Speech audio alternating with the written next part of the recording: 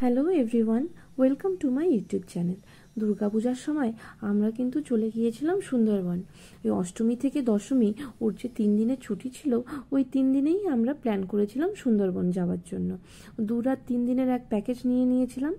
Science city থেকে অষ্টমীর দিন সকাল 9:30টার সময় ট্যুর প্ল্যানাররাই আমাদেরকে গাড়ি করে নিয়ে গিয়েছিল ঘাটে, যেখান থেকে আমাদের লঞ্চে উঠতে হবে।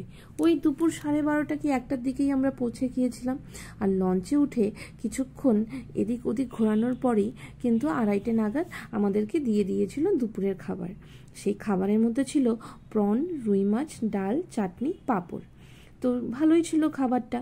খেয়ে আমরা আরও চারপাশের মনোমুগ্ধকর পরিবেশ উপলব্ধি করছিলাম। আর সন্ধ্যার সময় আমাদের ঠাঁই হয়েছিল এক সুন্দর রিসর্টে।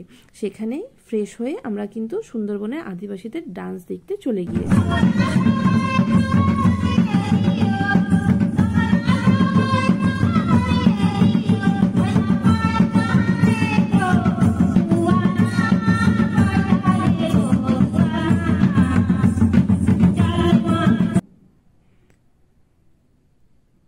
এরপর আমরা রিসোর্টটা একটু ঘুরে ফিরে দেখছিলাম, কেননা রিসোর্টটা অনেক বড় এরিয়া জুড়ে ছিল।